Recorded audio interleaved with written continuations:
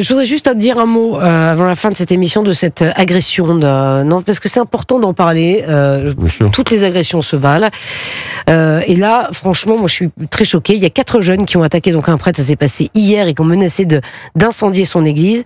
C'est évidemment gratuit. La victime a déposé plainte. Une enquête a été ouverte. En fait, 4 jeunes ont demandé au prêtre de rentrer dans son église. Une fois à l'intérieur, ils l'ont insulté violemment.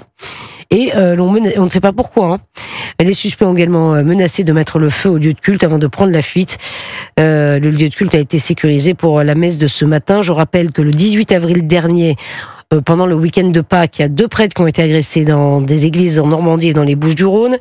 Il y en a un qui a été empoigné, le deuxième qui a été giflé. Le 17 mars, c'était un prêtre de 96 ans qui avait été séquestré, souvenez-vous, et tabassé par 2 cambrioleurs dans son église à Cambrai, dans le Nord.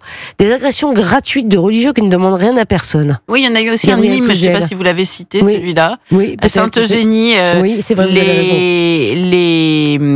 Comment dire, les fidèles l'ont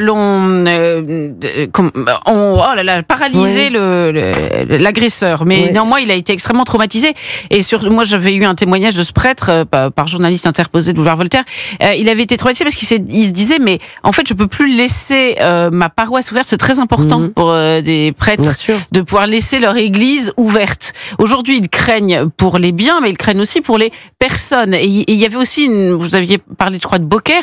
Il y a une jeune femme qui avait témoigné en disant, j'étais avec ma petite fille le vendredi saint, le jour où il y a eu cette agression. Elle a eu tellement peur que je n'y suis pas retournée pour l'office de Pâques. Donc, vous voyez, c'est extrêmement compliqué parce que ça fait peur, évidemment, aux paroissiens. Il y a le souvenir du père Hamel. Bon, et on peut quand même convenir que c'est extrêmement sous-traité sur le plan médiatique.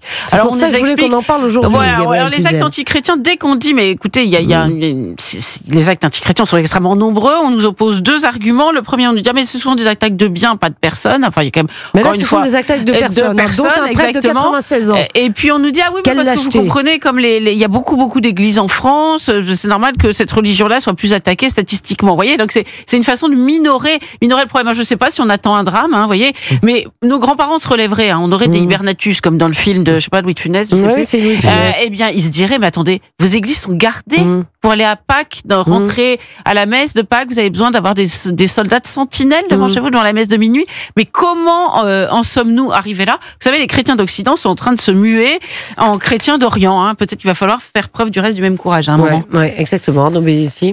Oui, c'est vrai que, si vous voulez, c'est un sujet qui est peu traité. Or, finalement, dans les actes anti-religieux les plus nombreux, ce sont les actes anti-chrétiens. Il faut le rappeler. Les chiffres, les données le démontrent. Et dire que ce sont les plus nombreux parce que, évidemment, les lieux de culte catholiques et chrétiens sont les plus nombreux sur le territoire, c'est peut-être l'évidence. Mais force est de constater qu'il y a 20 ans ou 30 ans, on pouvait très bien laisser des lieux de culte ouverts sans qu'il y ait le moindre problème. Non, mais ça, c'est sûr. Mais pourquoi s'en prendre gratuitement à un curé qui n'a rien demandé à personne? Il faudrait savoir.